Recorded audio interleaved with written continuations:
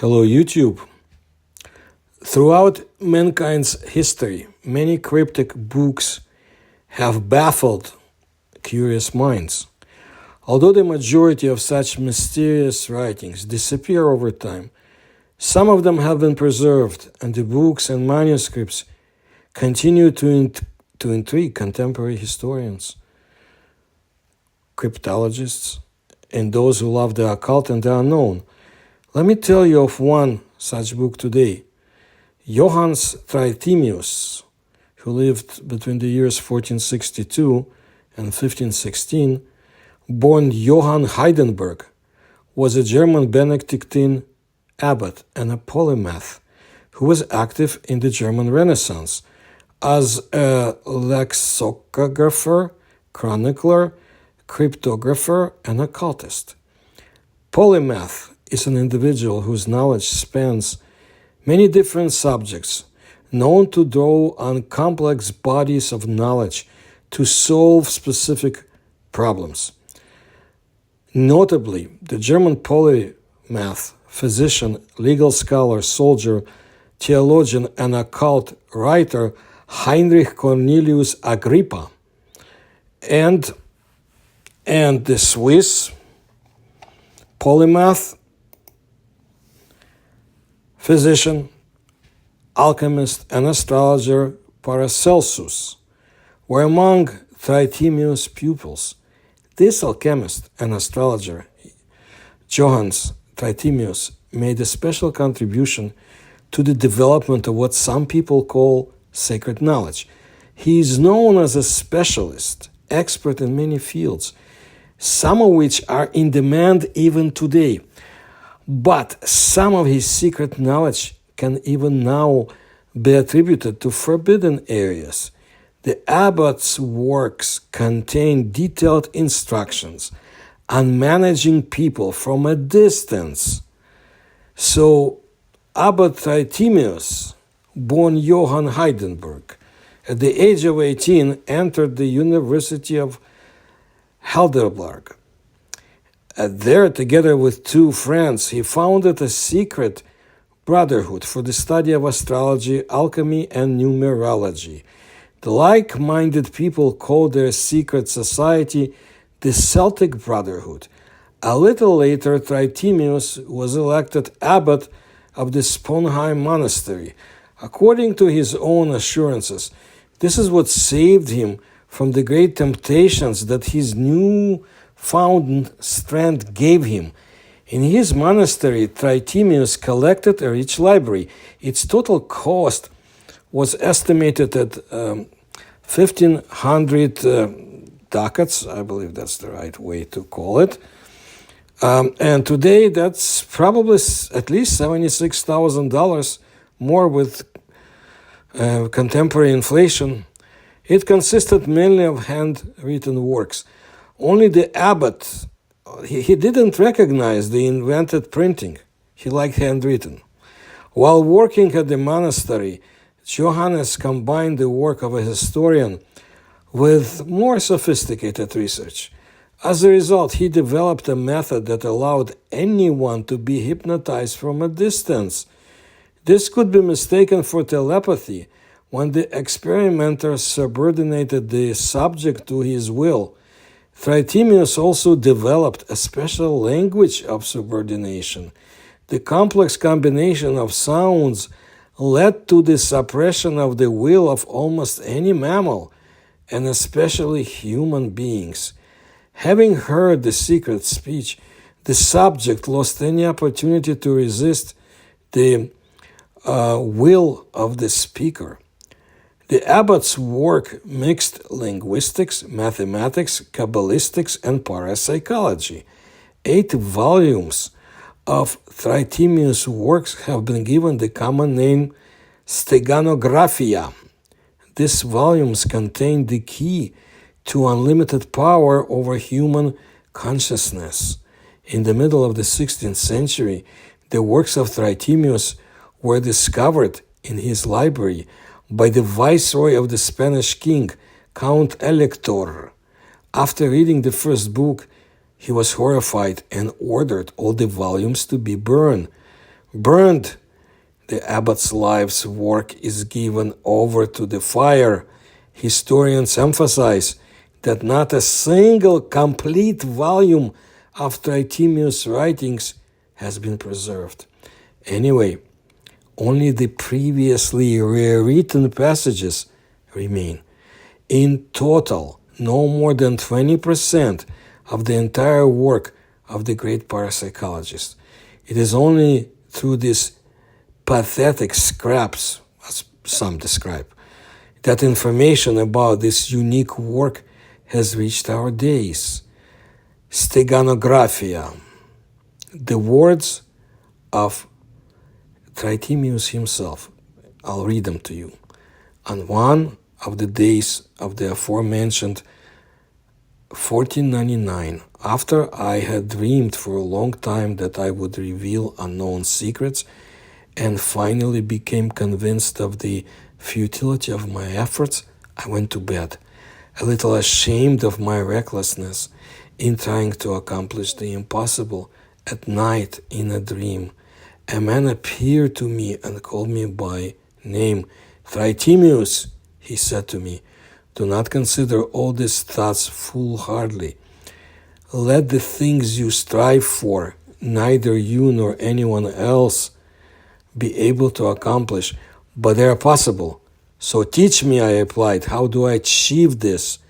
And then he revealed the secret to me and showed me that nothing could be simpler.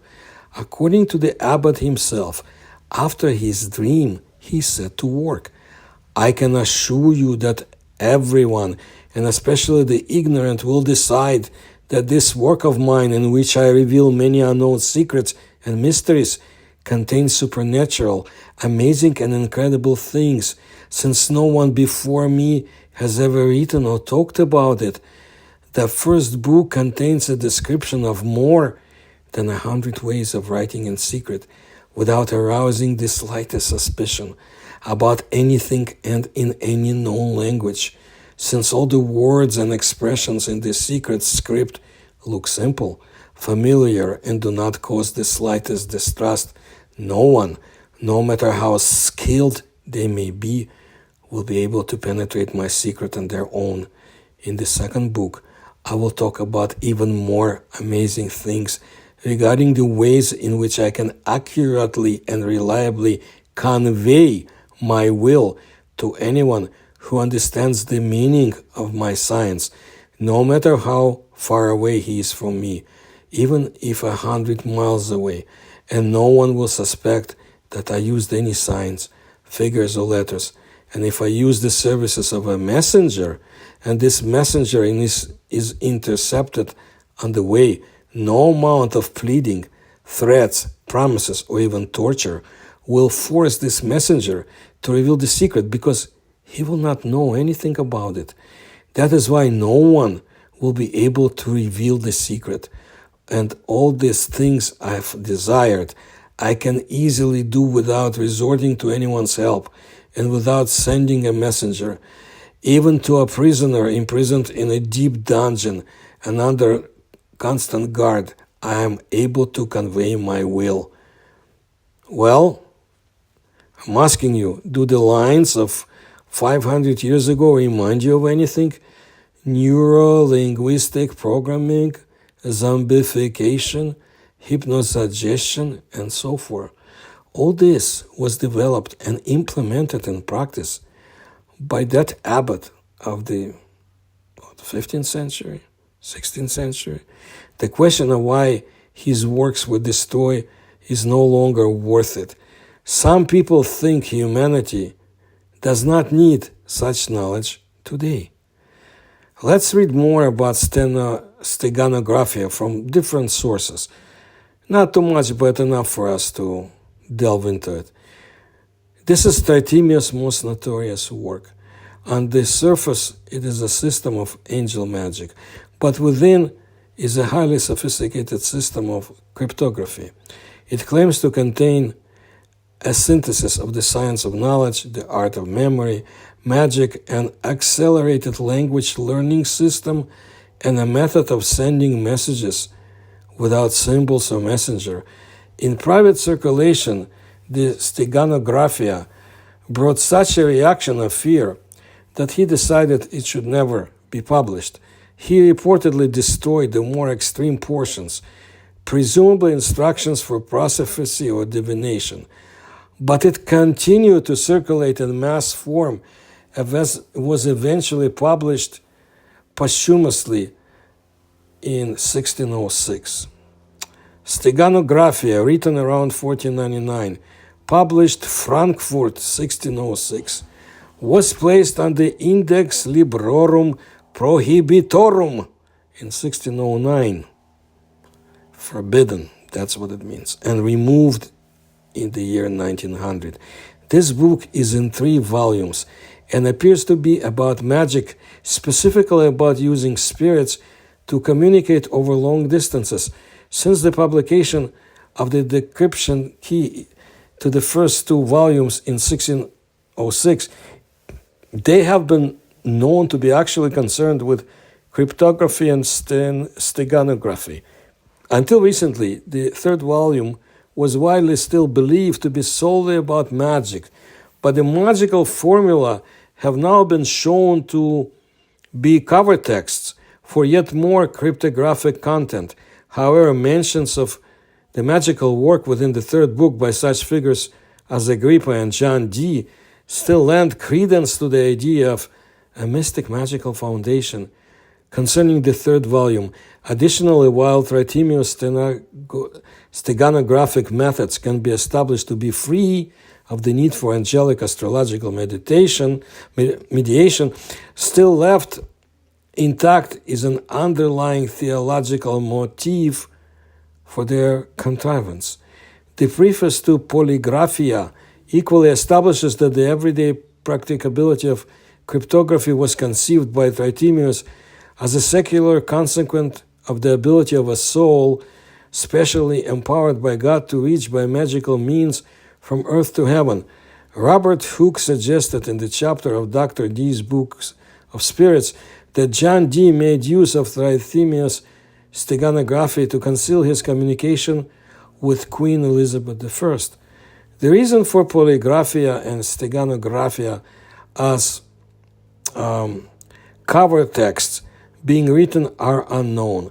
Possible explanations are that either its real target audience was the selected few, such as the Maximilian, or that Trithemius wanted to attract public attention to a tedious field. Anyway, this communication over distance, it's very interesting, and I urge you to watch my video about television in antiquity. I think we're onto something.